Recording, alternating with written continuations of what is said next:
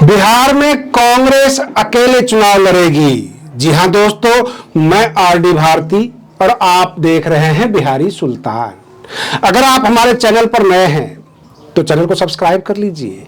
Video अच्छा लगे तो इसे लाइक कर दीजिए, शेयर कर दीजिए। बिहार विधानसभा चुनाव में जो संभावनाएं बन रही है, जो राजनीतिक दलों की हरकत है एवं तैयारियां हैं, उससे साफ साफ दिखने लग गया है कि बिहार के अंदर कांग्रेस में एक नई जोश है, एक नई ऊर्जा है और ये अकेले चुनाव लड़ने जा रही है। जी हां दोस्तों, जो इनकी तैयारी है, करीब करीब 100 सीट पर कांग्रेस ने सर्वे कंपनियां लगा दी है। 2-3 कंपनियां हैं जो सर्वे कर रही है कि यहां कांग्रेस के बढ़िया नेता कौन है, जिनको जनता पसंद करती है, और मतदाताओं का मूड क्या है। फिर उसके बाद बहुत सारे चैनल्स तेजस्वी यादव और कन्हैया कुमार में तुलनात्मक विश्लेषण करने बैठ गए, तुलना करने लग गए।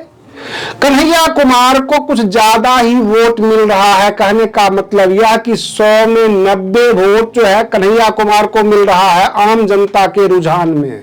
तेजस्वी यादव और प्रशांत किशोर जो ज्यादा ही युवा बन रहे थे, युवा नेता, वो कन्हैया कुमार के आगे दूर दूर नजर नहीं आ रहे हैं।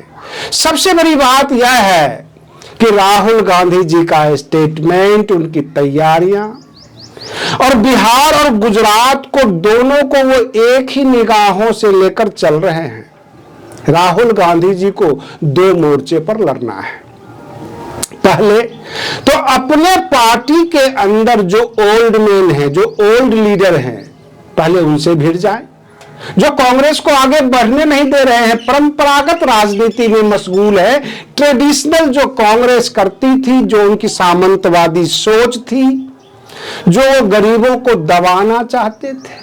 तो एक जगह ये भाषण सुनते हैं राहुल गांधी कि ये आते हैं बड़े बड़े फॉर्च्यूनर में, लंबी चौड़ी गाड़ियां होती है, काफिला होता है, स्टेज पर बैठते हैं, इनको जो है फूल माला पहनाया जाता है। ये तो एक कांग्रेस हो गया।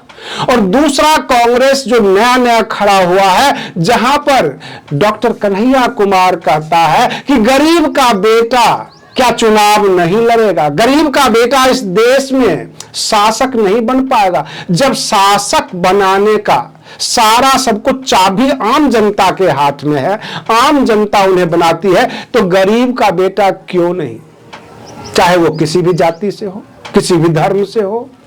कहने का मतलब यह, ये गरीब गरीब का खेल खेलकर कन्हैया कुमार कुछ ज्यादा ही प्रसिद्ध हो रहे हैं बिहार की राजनीति में। वहां पर तेजस्वी यादव, प्रशांत किशोर, सबके सब दूर नजर आते हैं। और चौंकाने वाली जो एक खबर आ गई कि राजद यह सोच रही है कि पिछली बार इनको 70 सीट दिया था गठबंधन में और इनका परफॉर्मेंस अच्छा नहीं था, इन्होंने 19 सीट जीता, जो कि गलत था। तो इस बार इनको हम 50 सीट देंगे। प्रश्न ये उठता है कि कांग्रेस को डिमोशन करने की तैयारी कर रही है राजद उसी सोच में है। डॉक्टर कन्हैया कुमार जो फेमस हो रहे हैं, और साथ में पप्पू यादव जी ने तड़का लगा दिया है, और भी बहुत सारे युवा साथ हो गए हैं। कृष्णा अल्लावरू जो बिहार प्रभारी बनाकर भेजे गए कांग्रेस के द्वारा, अभी तक ना वो लालू प्रसाद यादव जी से मिलने गए, ना तेजस्वी यादव से मिलने गए। एक कटसी मुलाकात हुआ करती थी। अभी तक जो परंपरा चलता आया है कि कांग्रेस का कोई भी भेजा हुआ जनप्रतिनिधि, जो कांग्रेस का प्रतिनिधि हो, जो दिल्ली से आता था और पटना जब आता था, तो एक बार लालू प्रसाद यादव तेजस्वी यादव से जरूर मिलने जाता था। लेकिन कृष्णा अल्लावरू जो भेजे गए हैं प्रभारी कांग्रेस के, ये ना लालू प्रसाद यादव जी से मिले, ना तेजस्वी यादव जी से मिले, और बार बार ये कहते हैं कि जो 1990 में कांग्रेस का सबसे बुरा दौर चल रहा था, तब भी 71 सीट पर कांग्रेस चुनाव जीती थी। हमें 1990 के दौर को लाना है इसी चुनाव में। कहने का तात्पर्य है 100 सीट पर तो ये सर्वे करवा रहे हैं, और 1990 में 71 सीट पर विधायक बना था कांग्रेस का, तो 71 सीट तो कंफर्म है कि लाना ही लाना है। टास्क दे दिया गया है कांग्रेसी कार्यकर्ताओं को। युवा वर्ग जुड़ रहा है कांग्रेस से। सबसे बड़ी बात क्या है कि भाजपा जो फिलहाल अभी सत्ता में है, ये कांग्रेसी कार्यकर्ताओं के वजह से है। कांग्रेस के जो कार्यकर्ता पुराने थे, बिहार में जितने भी दबंग लोग थे, सर्व समाज के लोग थे, बुद्धिजीवी वर्ग था, वो सब के सब कांग्रेस के साथ हुआ करता था और वो कांग्रेस से कटता गया। जैसे ही कांग्रेस से कटा तो चेहरा बदलकर भाजपा बन गया। यानी कांग्रेस और भाजपा एक ही है, बस बहुमत का खेल हुआ है। और इस बहुमत के खेल में वही समाज जो कांग्रेस के साथ हुआ करता था, अब धीरे धीरे कांग्रेस की तरफ लौट रहा है, भाजपा से मोह भंग हो रहा है, जो न्यूज चैनल के माध्यम से आम जनता को बताया जाता है। भाजपा 2 जगह धोखा किया है। महाराष्ट्र में जब चुनाव से पहले कहा कि लाडली बहना योजना में 1500 की जगह 2100 कर देंगे, और कल का ही महाराष्ट्र का बजट आया तो उसमें 1500 को 1500 ही रहने दिया। ऊपर से एक और आरोप लगा दिया कि जो फर्जी महिलाएं हैं जो 1500 रुपये लेती हैं, उनका भी जांच होगा। महिलाएं डर गई महाराष्ट्र की और अपने आप को ठगी महसूस कर रही हैं। ठीक उसी तरह दिल्ली में इन्होंने 2500 रुपये का वादा किया और केवल बीपीएल धारक यानी गरीबी रेखा से नीचे की महिलाओं को ये 2500 रुपये देंगे। अभी तक दिया नहीं है, लेकिन योजना बना लिया है कि गरीबी रेखा से नीचे की महिलाओं को देंगे।